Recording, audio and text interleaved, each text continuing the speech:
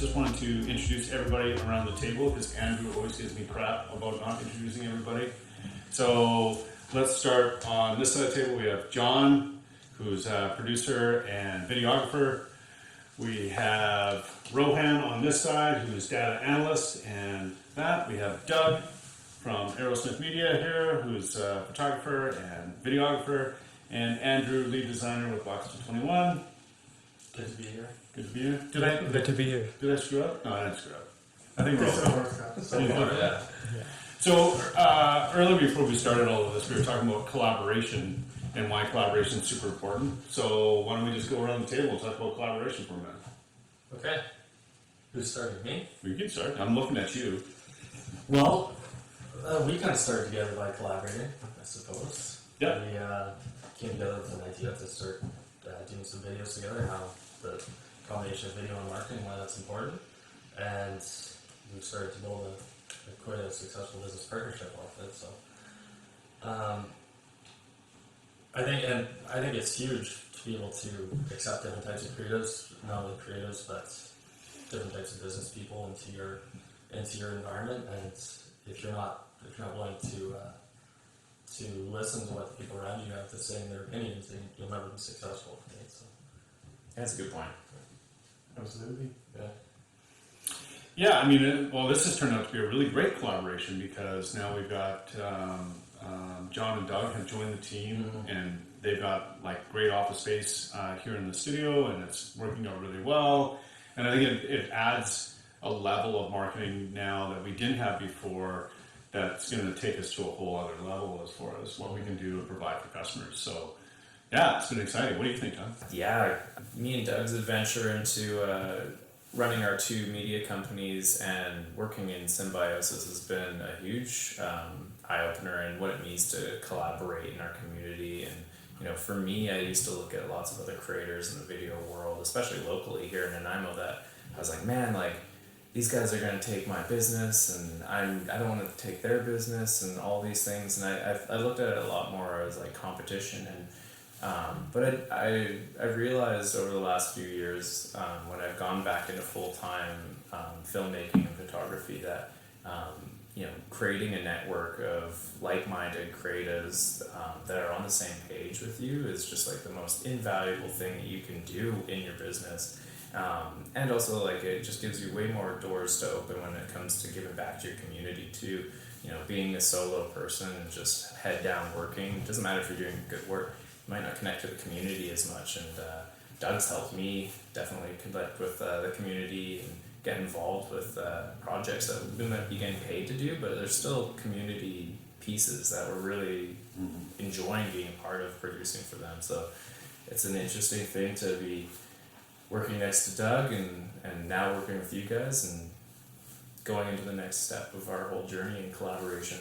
I know, I'm super excited. What can you tell us some of the community stuff that you guys have worked on the last year? Yeah, well, it's been a pretty exciting year. We like covering events personally as one of our favorite things with video, simply because it's really exciting and really challenging, and you're kind of always put in the spot like, oh, this is happening here and that's happening there, where am I going to concentrate my energy? And I just think to the Silly Boat Regatta that John and I got the pleasure of working on this year, and how much better of a product it was that I was able to have John focusing on the tripod shots. I'm running around with my gimbal. I'm on the boat with Dirk Heidemann, who's also taking photos for this, right? So between myself, Dirk, and John, we've essentially covered the whole event, and people are really able to experience that. And I just think, you know, for me, my greatest skill set is holding the camera. And I think, you know, John and Scott and so many of the people, other people in creative industries have their own specialty. And the more specializations you get working together, the better your product can be. Totally. That's a good point. How long have you guys been working together for? This is 3 years, 4 years? This year is Yeah, 4. yeah, This this year's will be the the fourth 4. year, correct? I was filming a documentary for a year, so we kind of took a little bit of a break there when I was gone. But as soon as we got back, we jumped on another documentary project together too, actually. So Yeah, exactly. I was only back a couple of days, and we're right back in. And beyond that, how long have you guys known each other? That was it. Pretty much, That was yeah, it. we started as a business collaboration. John actually reached out to my former business partner, and I was like, man, this guy is really serious about his craft, and I just think about how much I've improved as an individual by collaborating with somebody who has knowledge outside of my own base. I try and teach John a few things here and there. You do, man, you do. But it really, I was so focused on things like framing and, how the shot looked in that way, like how the characters were playing out, that I wasn't as focused on the actual capturing of the images. And John taught me a lot about different capture formats, logarithmic formats, and it's been great for me, kind of learning all the time, and the more people I have the pleasure of collaborating with, I feel like the larger my skill set grows, and hopefully theirs grows as well along with it. I think that's important too. Yeah, it's interesting. I mentioned to Scott a couple days ago. It's like, the way me and you work together, we capture so many different perspectives on the same day while still feeling very connected. So when I first started filming with Doug, I had a very intuitive sense of holding a camera. I know how to operate a camera really well, but I like to focus in on the feeling and trying to pull some of the feeling out of the scene. And I was less worried about what highlights were clipping and what my white balance was set to, and I was less worried about the technical things, even though I really like technical stuff with camera work. But Doug kind of helped me slow down in that process, even though he's a really fast-paced dude. But he put me back in check and said, yeah, you're really good, but you're missing a couple steps here and there that make a big difference in this kind of format. If we're doing something that's very commercial, it's a little bit less about that feeling. It's still important, but you need to nail these shots at a commercial level that are, a little less artistic. And I had to dial back a little bit and help myself work in that way, which I was just super not used to, coming more from creative sports and music videos and stuff like that. That really got me into holding a camera and getting out there and filming. Because what you're talking about right there is the difference between strategy and design, right? And even in for myself, there's lots of times where we're working on a project or a website in development, and we're going crazy about the design. We like the design that we're doing, but we're missing on that strategy, and so it's always this back and forth between, okay, well, how do we make it so that there's a good user experience, the design is good, and the strategy is right? So finding that balance in all of it is pretty cool. So, and then you and I are always talking about that all the time when we're dealing with something that we're working on, so it's pretty cool. And now we got Rohan, who's helping us with data analytics. That's pretty cool. Yeah, so I have a computer science degree I've done my engineering, and I have more than 5 years of work experience on this, and I believe data analytics is the future, and coming in with marketing and data analytics, it makes a good tool, and combining this can give you better results in marketing strategy than plans. Well, it's funny because John and I were just talking about that before we started this, and one of the big things that we were talking about was that there's lots of small and mid-sized companies that understand to a degree what their marketing is doing, but because they haven't looked at and analyzed the data that they're producing, then they're really not sure if they're on target or not on target. And if you're not on target, you're losing money. And if you are on target and you don't know what you're doing, you're ending up losing money. Exactly. Interpreting the data the right way will get you a long way. Yeah. So we're stoked to have you. I think it's awesome to. I'm really excited to learn a lot more from you, because that's something that I pay attention to when I look at social media posts that I do. Again, I'm not as concerned about my own performance on social media, but it's something that I'm always looking at, because it does reflect if you're attaching your content to the right demographic that you're trying to reach. And I'm just thrilled to bounce ideas back and forth to see if we can get a formula that's really effective this year, because things have changed a lot in social media marketing over the last 2 years. And we do have to make a better strategy and find out the best strategy for our local clients and also our bigger clients. Yeah.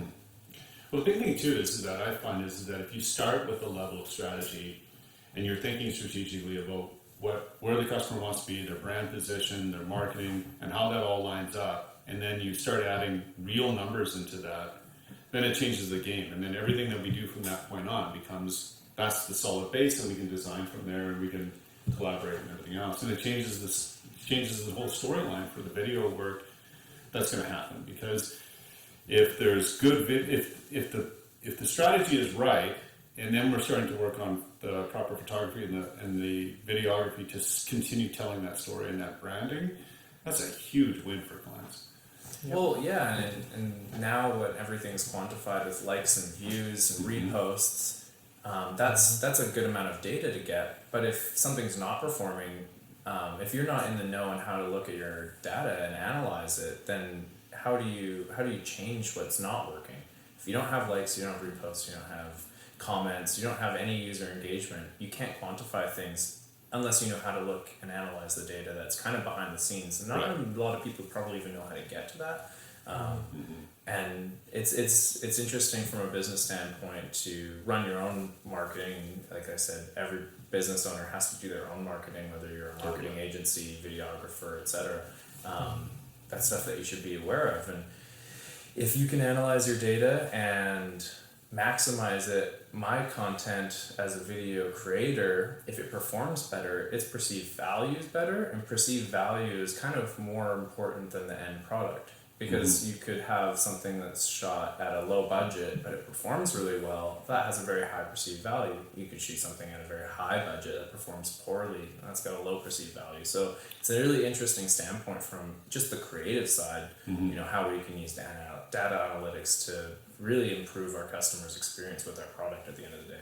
It's interesting you say it that way too, because from the customer experience, if you're producing something that's like high value but low user experience in the end, that customer, even though that you provided exactly what they are asking you to do, they're not probably going to come back and see you. Oh, of course, and it might not be something that they even know how to communicate to you. Right. But something was off for them in their experience doing business with you. So yeah, it's an interesting thing that we need to look at how our work performs to know how to do ourselves the best service and give our clients the best product. So it's really interesting, you know.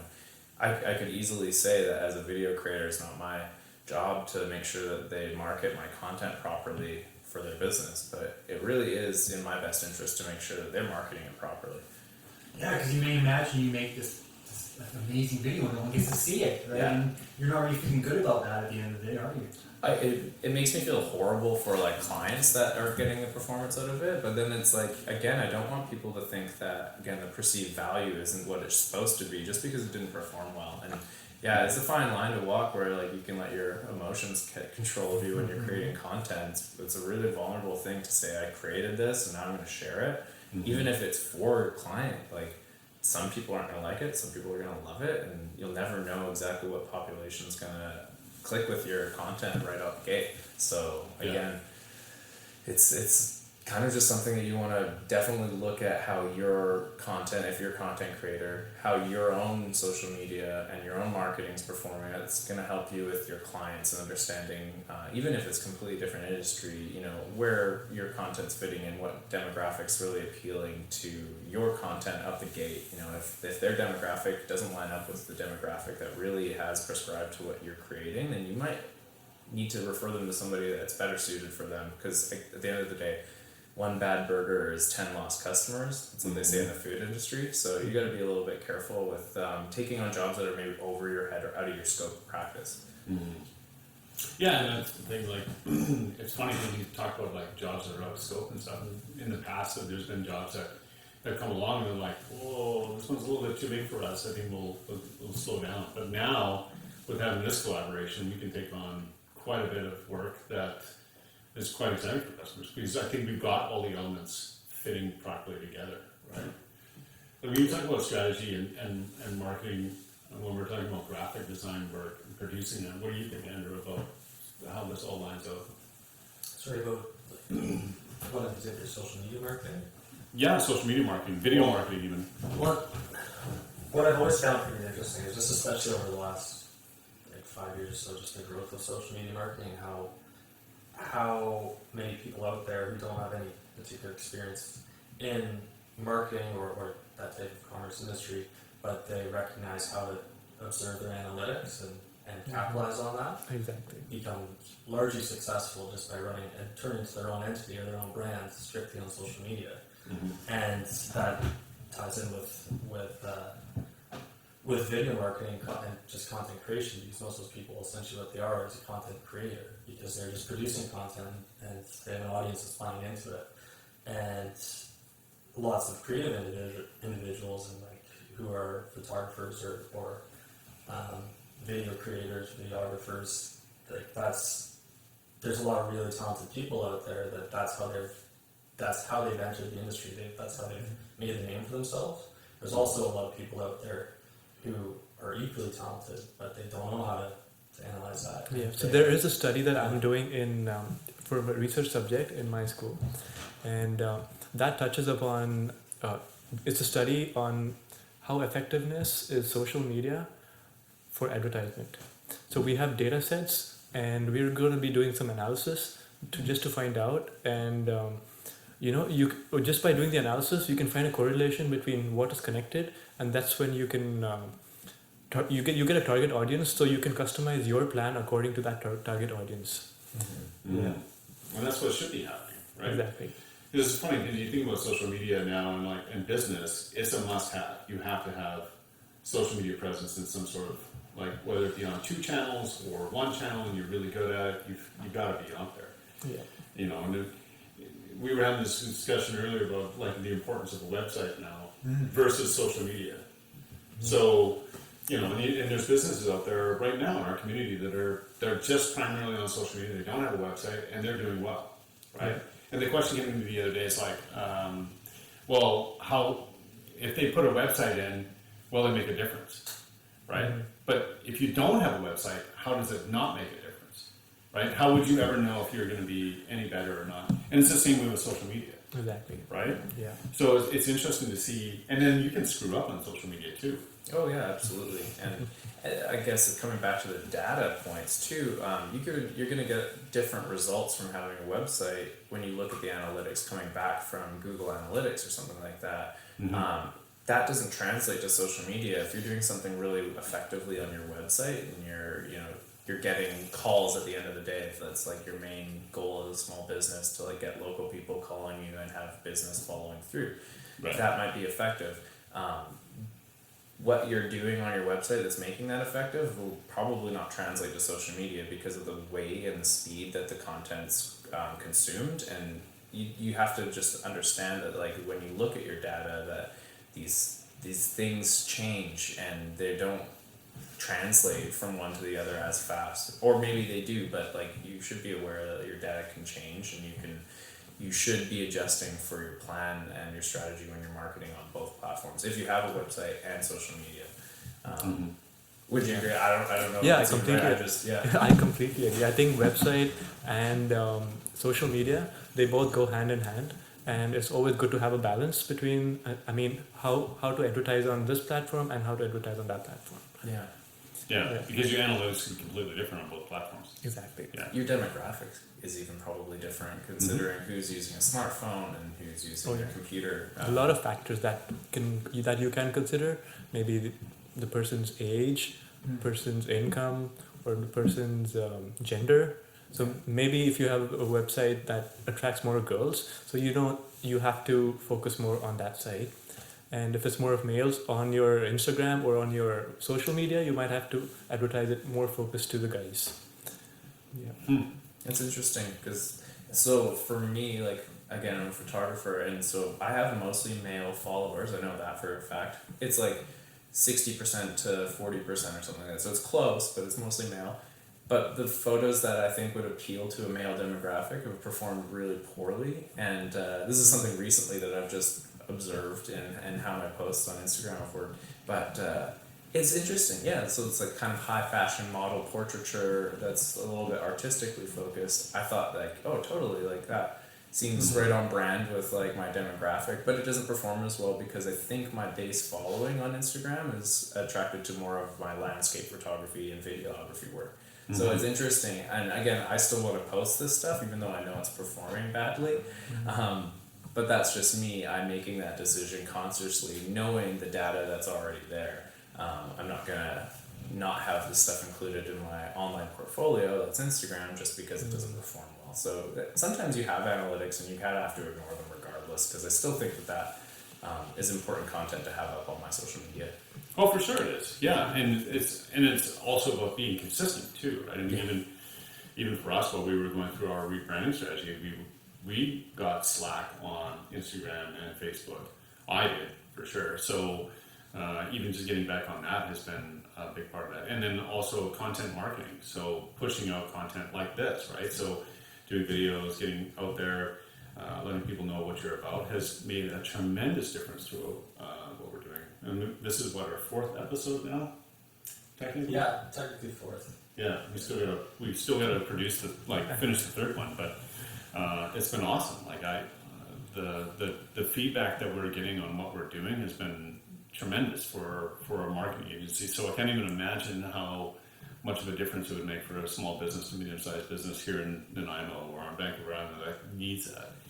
Even like with website stuff, like when we're doing websites and there's video on the website, that every single time gets hit when a person goes to that website, regardless of the quality of the video. So if that video is off-brand, or the quality's not good, or it's not really saying a message, or it runs on for way too long, that's actually hurting them than helping them. So the quality of the video and the content of that makes such a big part of that. And then when you get back to branding strategy, which is all part of just making sure that your voice and tone is right, are you speaking to your right audience, are you positioning yourself well, all of that makes it, see, I'm tapping the table. That makes a huge difference as what we do, right? And from a user experience and user interface perspective, when you include video work right into your actual platform, whatever it is, whether it's a website, it becomes such a dominant part of your user interface that if the quality isn't consistent with the rest of your work, like it has a really negative effect on the rest of the user experience. So. I know when we did the Chamber of Commerce website, like it was a big component of that we added a lot of video to it. And the number one feedback that we get from the Chamber of Commerce specifically is we need better video. So, they're very conscious of making sure that their video is on point and it's current and it's strong, because a lot of people really enjoy that. Yeah, with video has been really interesting because I've only been doing this for 5 years now, and the expectations of a product in 2015 compared to 2020 is just completely different. There's some clients that I find have a hard time. I mean, for me, let's say I don't know about sculpting, right? So I go to a museum and they all look pretty to me, right? So it's kind of that way with some people with video where they're not able to tell like a really great product from a good product.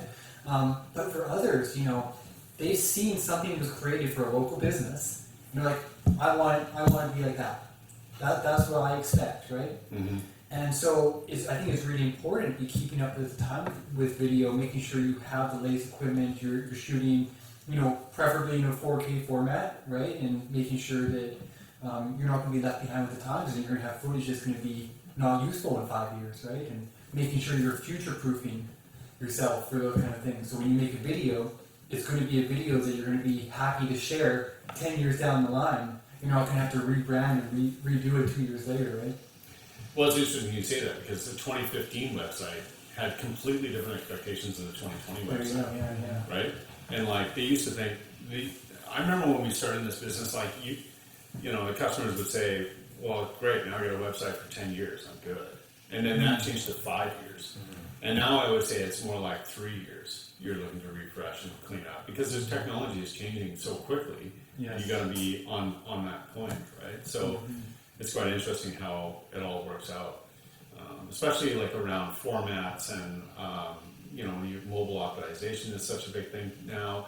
And it's not just like 2015. Maybe you had like one other screen format you needed to worry about, like iPads were just starting to come out then, and so it wasn't like everyone was totally okay if your website wasn't mobile compatible. And now it's like, if it's not mobile compatible, I wouldn't go to it. Yeah. I get frustrated. I'm like, why?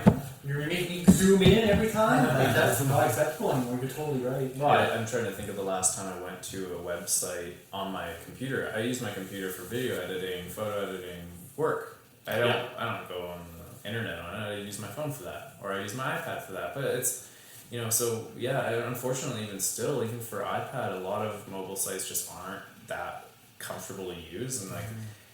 It's something that I'm hoping to see a great way of making that more comfortable to use and more of a seamless experience in the next few years, to just see that mobile experience, because it will take over. And I made a bold claim earlier when we were talking before Andrew got here, that websites aren't going to be necessary in the next 5 years. That's not an overarching statement that's going to apply to everyone. It's going to be very applicable to government services and big things like that. But for local businesses, I think that having a Facebook page and an Instagram account, that's kind of going to cut it, especially for one person in a team, maybe as a business owner, and maybe having a couple employees can even manage. Whereas I don't think people are getting smarter with technology as it improves this quickly, unfortunately. I don't want to demean anyone saying that, but I don't think we're, even though everything's getting more accessible, we're not really learning how to use it any better. I think it's getting easier to use, more intuitive to use at the surface level, but less people are interested in learning how to code. Or my first computer, you got a black screen with a C/:. That was how you saw your computer. I had to kind of learn the basis of coding just to play a game when I was a kid. Did you actually have, I remember I got a book, it was a game. Yeah. And you had to type in this entire book of code to play Asteroids, I think it was. Yeah. I was so excited. And I missed a couple lines of code, totally screwed it up. Yeah, and so I feel very lucky actually to have had it be that difficult in the past, because I understand a lot about how computers work now. When I do get issues with my computer, it's a high performance machine. It breaks down like a Ferrari might if you don't take care of it. So I gotta put that in check, and when I start getting issues, I gotta fix them, and I need to know how that works. And luckily I do. But I don't know. I'm running out of space here. I forgot what I was gonna say after that. Well, but it's interesting that you comment on computer hardware and maintaining it, and you just brought up 4K video, and how it's kind of an expectation nowadays. But a lot of people don't realize is, as a content creator or video maker, that jump from 1080 just full HD to 4K, the difference it makes, when you're actually processing that footage on your computer, actual export time, is just insane. And how you have to actually have any sort of efficient process, how much you have to upgrade your actual computer hardware, your GPU, to be able to analyze that footage in a time efficient manner. And storage, right? Storage costs when we made the jump to professional formats went through the roof. Raw video? Yeah, even our 4K ProRes files, that's a terabyte an hour. So what we're doing right now, we're at 28 minutes of recording right now, we're at 500 gigs. Your laptop has a 500 gig hard drive. It's done. That's how would you even edit it if you can't put the file on? And we got 2 cameras going, so let's call that a terabyte.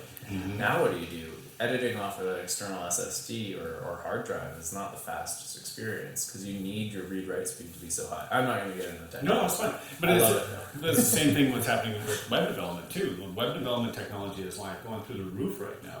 Webflow is coming on really strong. You're starting to see back-end coding, which changes the overall feel and user experience of websites now to a completely different level. And you're right. If websites stayed the way they are today, 5 years from now, they're going to be obsolete. Because everybody's going to be on the mobile phones and doing from there.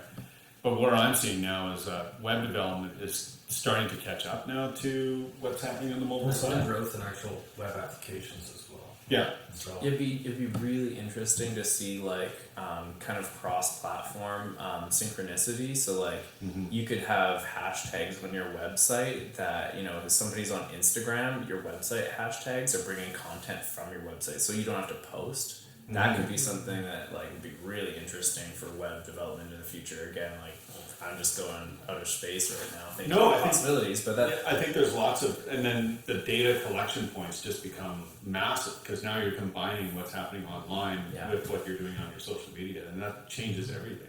The one thing that I find most interesting is a lot of people don't realize where the technology is leading to right now, especially in 2020. Just how video is getting so much stronger, everyone has to have it. Content marketing is getting so much stronger.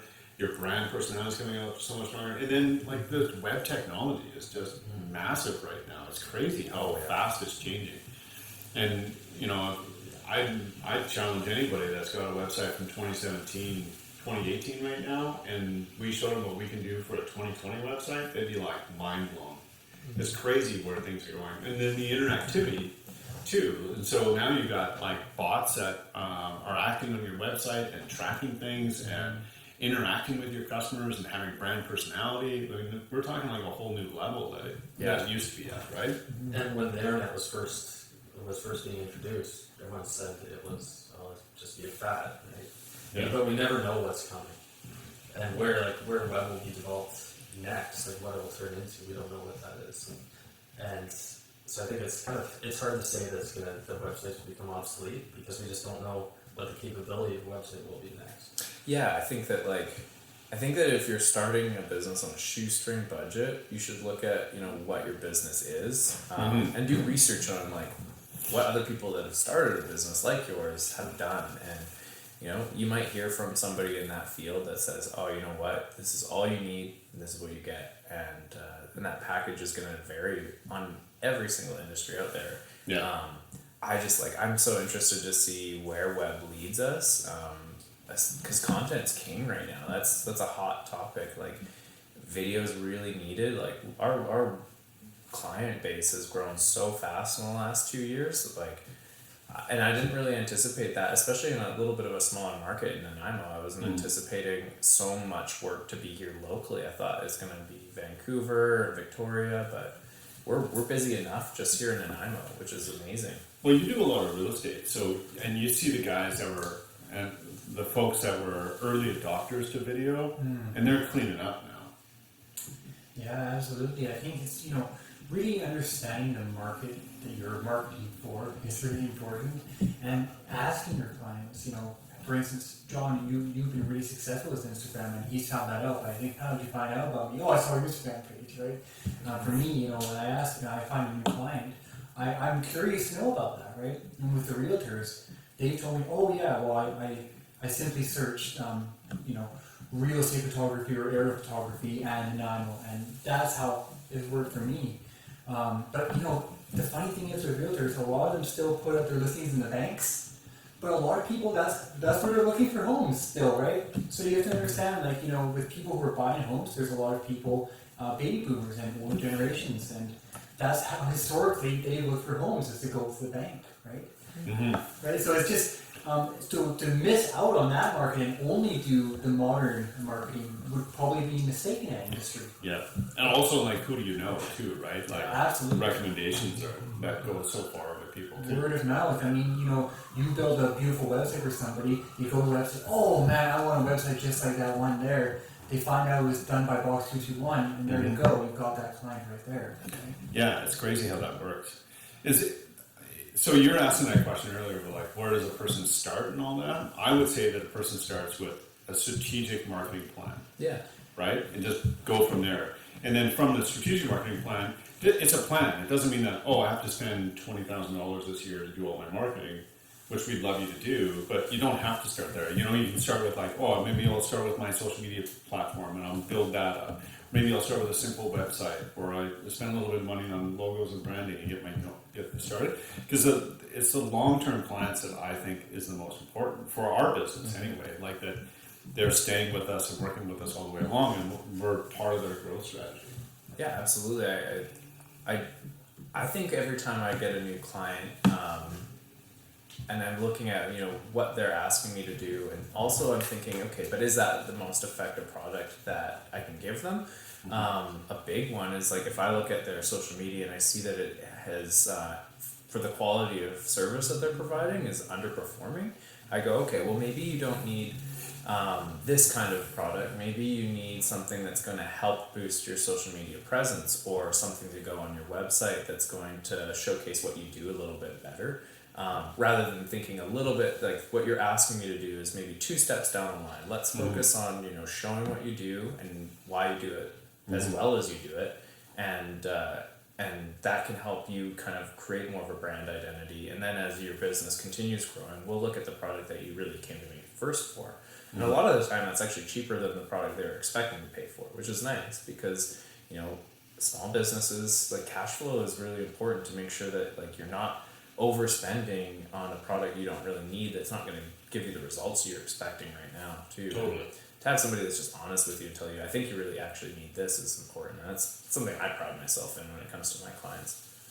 I think that, and, you know, we talk about customer experience too. I think this is so key about what we're doing now with this collaboration that's working so well. Is that when customers come in for an appointment and they want to meet with us, I want to be able to have like Andrew, Rohan, and you sit down with them and like talk to them and help them understand. Okay, well, where are you guys at right now? How can we move you forward? You know, and starting to build a strategic plan. I think is what's the key, right? We go through archetypes with our clients and just understanding their brand personality, and every time it's like they're blown away. Yeah. And it's just simple stuff, right? And then now we've got, you know, with Rohan and data analysts, and it's a whole other level. Yeah, like how we discussed before. Yeah. It gives you a better result. You have evidence on what you should be doing right now. Yeah, absolutely. And that could be super basic too. I think like when you hear data analysis, like there's a big part of the population that's going to just kind of like glass over. Like, I don't even know what you're talking about. I can't do that. But like even just having like an hour consultation about your company and what you do, that can even just help you know what hashtags to use on your posts. Yeah. That's so smart, and it's really easy and it's free once you know what to do to continue doing it. And you'll see results super fast. That was the biggest drawback with Instagram when I was first starting.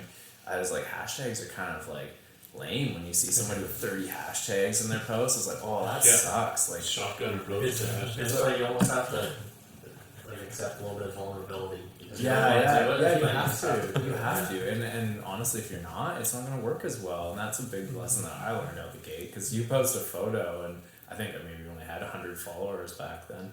It's like, well, you know, only a handful of those are going to see it. And that was when Instagram was like really engagement driven and like very, very good returns on what you put out there. Now, like if you choose to be a little proud with your Instagram posts, it's not going to work at all. No.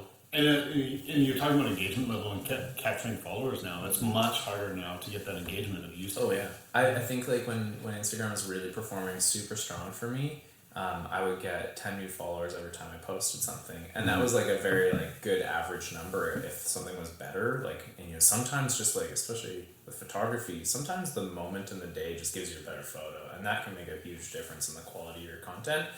That would get way more followers. I think I've had like 50 new followers on one post, but that was back in the day. Right now, it's like I'm having trouble maintaining a certain following.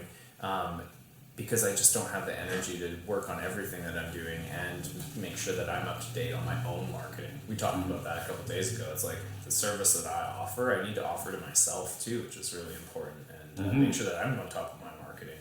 So, well, it's funny because you say it that way because, like, Steve Moore next door, he's got 122,000 followers on Instagram, just insane amount. And when I was asking him, like, well, how did you get to, like, what did you do to get to that level? And one of the things he talked about is like, well, I've been featured in magazines and I've been featured in different things. And so the other things that he was doing raised his profile too, right? And then you start to build a momentum. Like, once you probably got 20,000 followers on Instagram, it's like, oh, well, there's somebody I should be following, right? And so now you start following them more and more.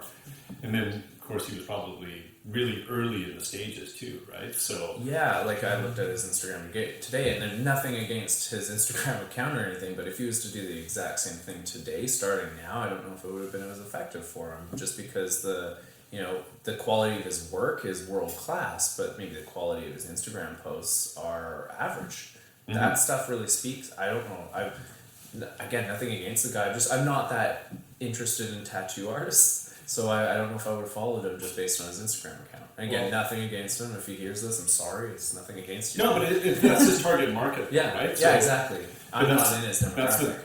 That's the beauty about demographic, like marketing, is that you're targeting your specific people that follow you and love tattoos and love the art behind it. And he's an incredible artist. Yeah. So that World class, man. Like, without a doubt. So it's interesting. But I get your point though. Like, Instagram today versus when he started is a different beast now. Yeah, and you know, a big part about understanding your demographic is what demographics.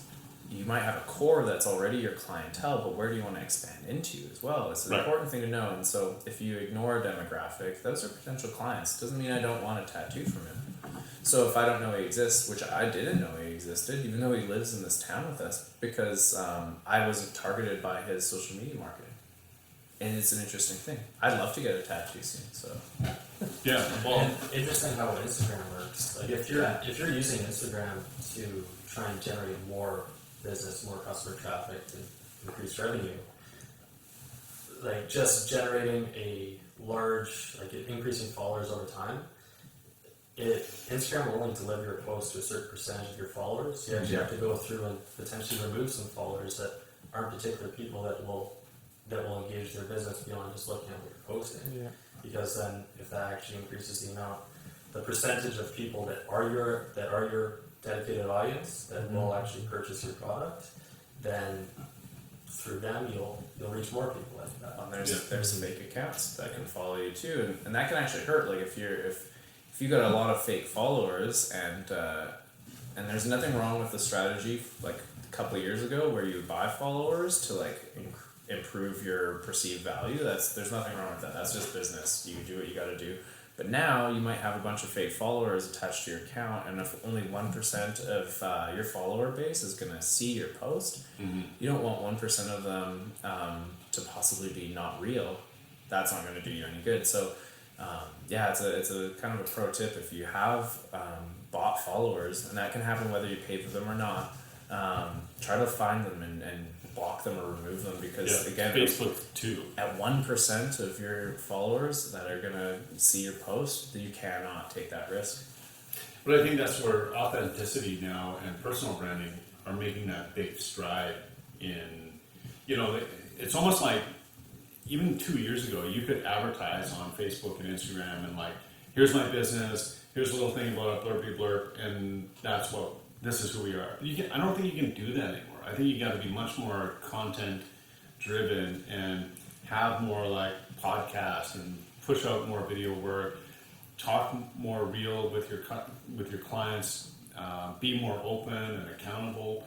And then creating those conversations online. Then the early adopters to that are winning big, and I think you can still do that. And it's just an interesting change how that's all come around. The funny thing is like I always laugh all the time because for whatever reason, I must have searched it like a long time ago how to make money online or something. Yeah. But like every third post I get is like, oh, you could be making $1 million right now if only you would buy my course for $250 or whatever. And it's like, come on, stop. It's all bullcrap. Yeah, a great quote that I heard once: "Don't fall victim to smart business." There's a reason why there's those ads popping up, and it's true. I don't think there's a person in this world that doesn't search how to make money online. That's a pretty hot topic for this generation. Literally, that's all Facebook is like making their revenue on right now. Is people like, oh my god, you can be making money online, and there's such a small percentage of people that are making money online. It's a really small percentage compared to how many people are trying, right? And so, I think being realistic with clients is a huge aspect of that. Like, that's the other part that I find it interesting. If you with marketing is that some people expect that they're going to 10x their business if they have amazing marketing. And in a lot of cases that's true, but you also have to be able to be okay with a 2x increase, right? Well, know where you're at too. Like maybe if you get a consultation, then you can understand where you're at with your marketing and like how effective your marketing's been, and then you can kind of expect a certain amount of growth too. But blanket statements are really hard to believe. If somebody just gives you a blanket statement like you're gonna see 10x results, take it with a grain of salt, because that's really tough, especially sight unseen. Well, the thing is too is what I find most interesting is when we work with when we work with clients, is that they tell us that, oh, we know our competitors, we know what they're doing, but when we actually do the reports and show them, they're like, oh, I didn't know my competitors were at this level, right? And so that can bring up the game a bit too, which is quite interesting to see. So, but I think this year is going to be amazing. This collaboration is going to be awesome. Earlier, I was just saying when we began talking, I wanted to hear, because I just met both of you, I wanted to hear what your guys' where you guys saw yourselves taking your business over the next 2 years, 3 years, what kind of work you want to be doing, because I heard you guys doing documentaries, which is awesome. If there's other stuff that you really want to dive into more, what that looked like for you guys. Well, I think for myself, I'm really excited because, as we've talked about today, you can't really do everything. So I've put my marketing on hold, to say the least. My Instagram account I have not posted on in 2 years. I updated my website after it had been the same content for 3 years. So I'm really excited about taking my marketing to the next level. So I can really show my current and future clients that, working with me, I have their best interests at hand, and I'm always trying to improve myself and show that the way I'm representing myself is the way I would want to represent them going forward. So making those in line, essentially. Oh yeah, it's such a good point with like any kind of creative stuff. Like you want to show your clients like this is how I represent myself, and I'm gonna put more into it for you, and I know that that's your goal. That's really great. Yeah. That's cool. Yeah, I don't know, man.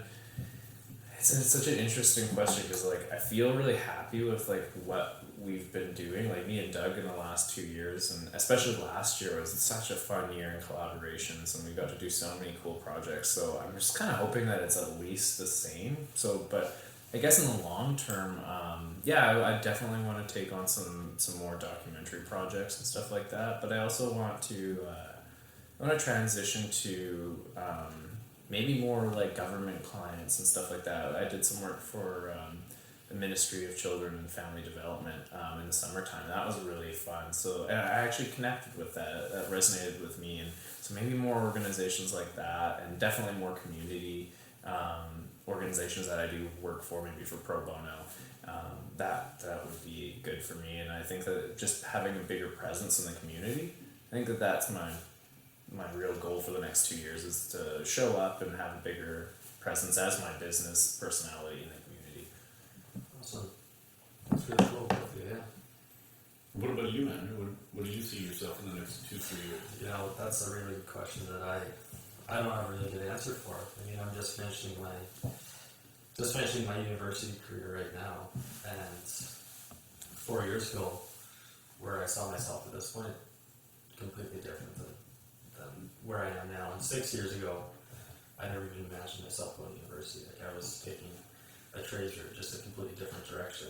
And even before then, like my focus was strictly photography, and then my trades route distracted from that, and somehow I ended up this full circle route, coming back to doing things that really make me happy. I get a lot of enjoyment out of, and I feel like it's really rewarding, especially when we get to help clients like Island Crisis Care Society and Men's Resource Center, just being able to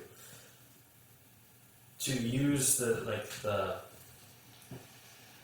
that I'm kind of developing for myself, and be able to, I'm really fortunate to be able to provide for myself, and I've been able to go to university and earn a degree in something I really enjoy doing, and I really like finding those opportunities to help organizations, and I really hope to do a lot more of that and just be able to be successful. I think that's a big component of what makes me feel successful, is being able to hold myself accountable to the point where I can help other people with what I know how to do. So Yeah, it's something that I understood when I was getting out of my last business is that like I think success is really in big part a mind state, and if you can have a success-driven mind state even before you even start your first business, but if that's your goal to start your first business or to collaborate with another business or even grow your business, think that you're successful.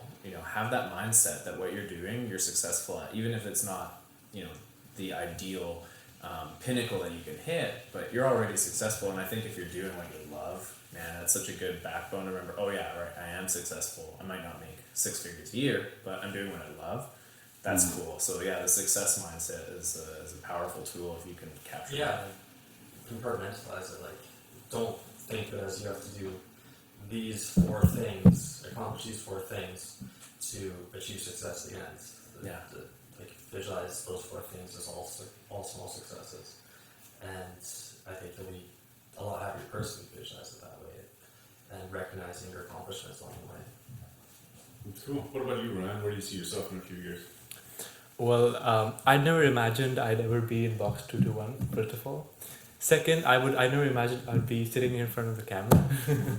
Third, I didn't imagine I'd actually be talking in front of the camera, so where are light takes? Hey, Yeah. awesome. So I think as life goes, I'm ready to face any challenges and new projects, and it'd be great to work with you guys. Yeah. Yeah, So we're happy to have you. It's been a good fit. So you didn't even mention Box 221 in your plan for the future. You got me kind of freaking out now. No, you did. No, I'm excited because me and you have been talking a lot lately, and especially when we sit here late at night after working, we get going in conversation for hours on end. I think our goals are pretty well aligned. I think we work really well together, and I'm really excited to work with Box 221 and see what we can make of There you go. Much better.